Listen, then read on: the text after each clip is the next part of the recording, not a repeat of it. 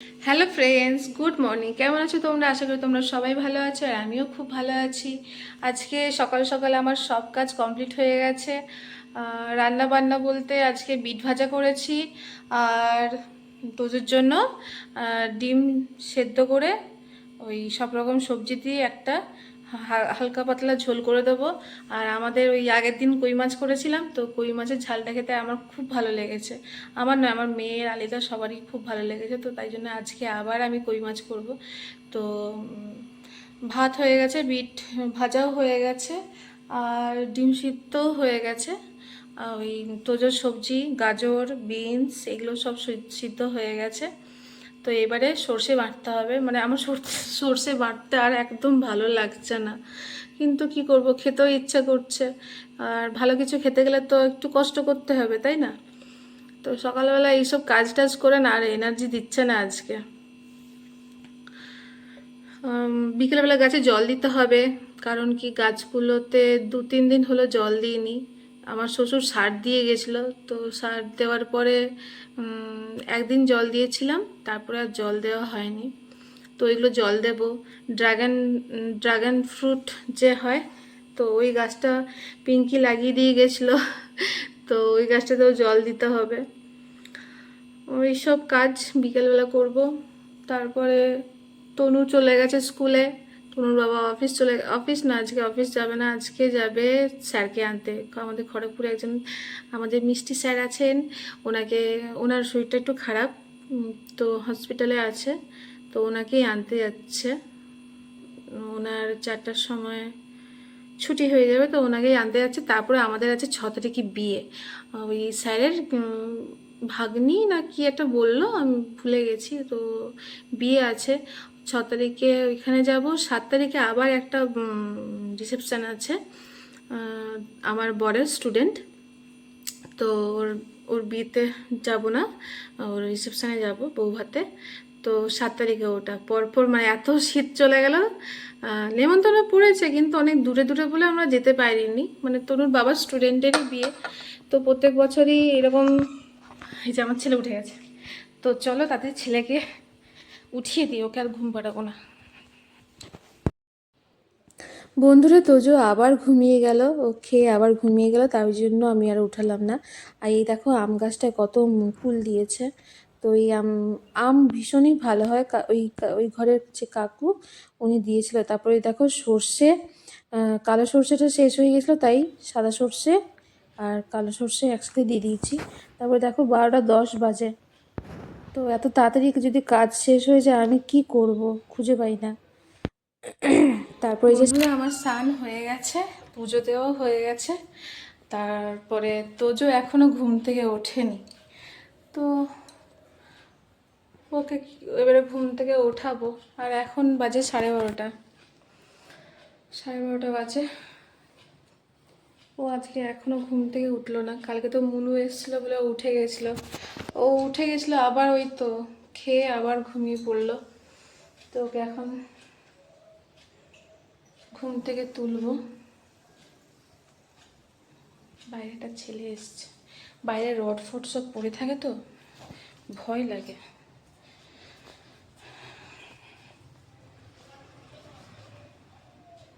চলে গেছে। তো তোজোকে এবারে তুলবো, তুলে ওর খাবারটা তার আগে রেডি করে রাখবো। ওকে তোলার আগে খাবারটা রেডি করে রাখবো, কারণ ও উঠে গেলে মানে কোল থেকে নামবে না এমন। তাই জন্য ওকে আগে মানে ওর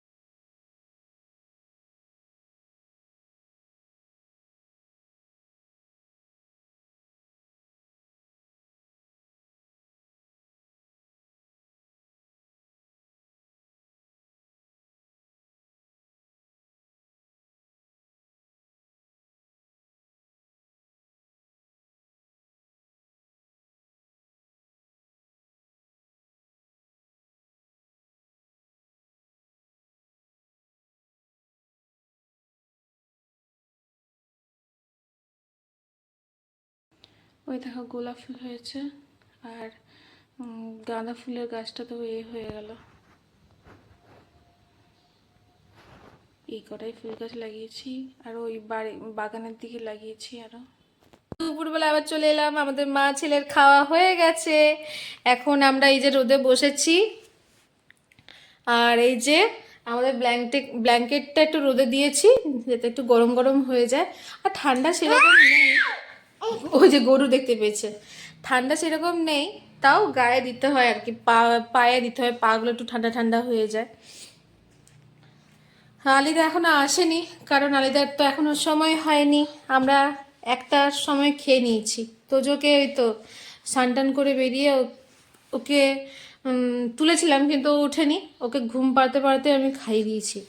আজকে স্নান করাইনি, জাস্ট ভেজা গামছা দিয়ে একটু মুছিয়ে দিয়েছি, আর যে ড্রেসটা পরিয়ে দিয়েছি। প্যান্টটা এখনও পরাইনি, প্যান্টটা নিয়ে হাতে নিয়ে করছে।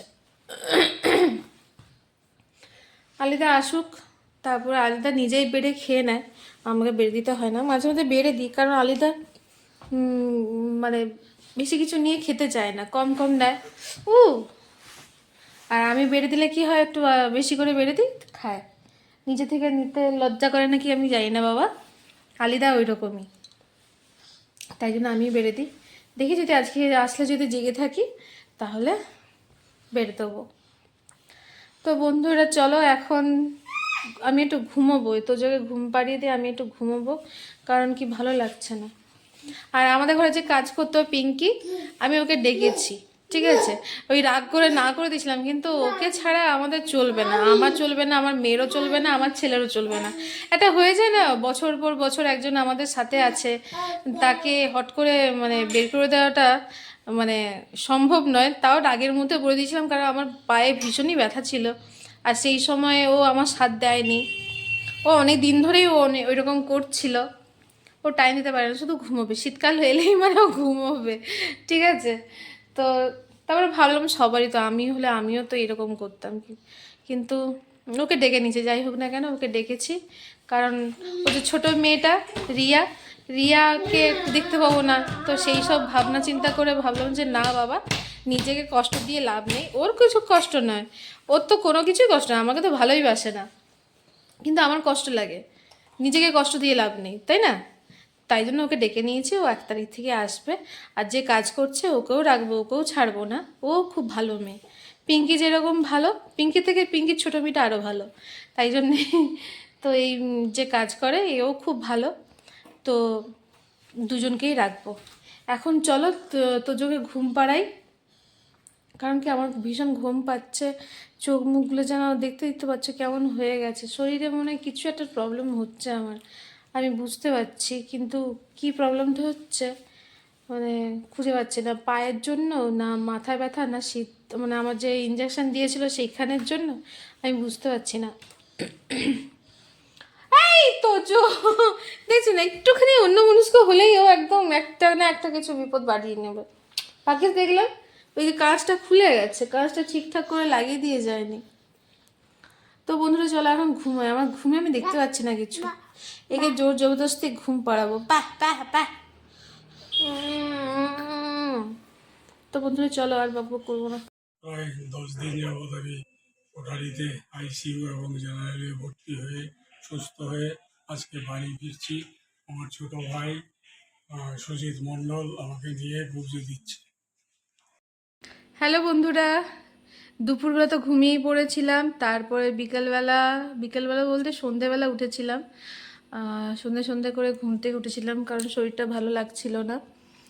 তারপরে এই টুকটাক কাজ করতে করতে সময় চলে গেছে, এখন বাজে 11:45। তো ভাবলাম ভিডিওটা শেষ করি, তোমাদেরকে টাটা বাই বাই করি। আর এই কদিন ধরে আমার তো খুবই শরীরটা খারাপ লাগছিল, এই যে ওষুধ আমি খুঁজে পাচ্ছিলাম না, তো এই ওষুধটা খাবো আজকে, কারণ শরীরটা এত খারাপ লাগছে, ওষুধটা আমার খেতেই হবে। তো এই ওষুধটা ডাক্তার মানে অনেক দিন আগেই দেখিয়েছিলাম, বাট অনেক দিন আগে বলতে তো বেশি দিন নয়, বাট ওষুধটা আমি এই 3 পিস হয়ে পড়ে গেল, এই দেখো এই 2 পিস আছে আর 1 পিস এই যে খাবো, জলটা কোথায় রাখলাম, জলটা আবার ওইদিকে রেখেছি, দাঁড়া জলটা নিয়ে আসি। তো চলো ওষুধটা খেয়ে নিই, না হলে আমি কিছুই করতে পারবো না। সারাদিন ওই মানে কী বলবো, বসে থাকবো, যন্ত্রণা যন্ত্রণা করছে, এইসবই করতে থাকবো। তো ওষুধটা খেয়ে নিই।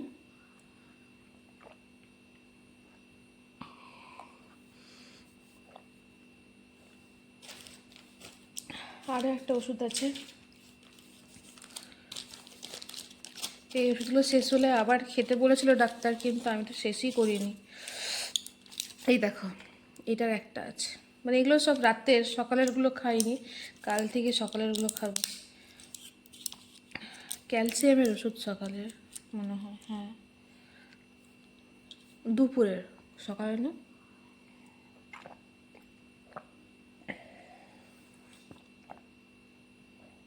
ওষুধ খাওয়াটা যেন বিরক্ত লাগে,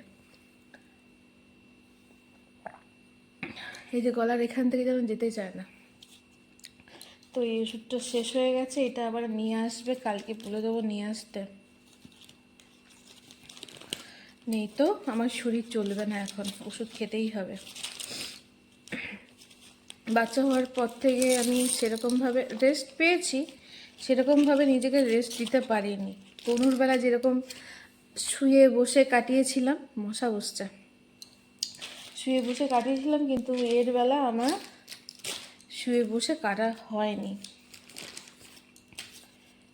তো যে যা খাপে ঢুকিয়ে দিই, কিন্তু কোনটা সকালে, কোনটা দুপুরে, কোনটা রাত্রে ভুলে যাব। এই ওষুধটা খেলে না, মানে ডাক্তারকে দেখাবার পরে যে এই ওষুধগুলো খাওয়ার পরে আমার শরীরটা যেন ভালো থাকে। আর রোগা হতেই হবে আমাকে। খাওয়া সেরকম খাই না, সকালে দুপুরে রাত্রে তো খেতেই হবে।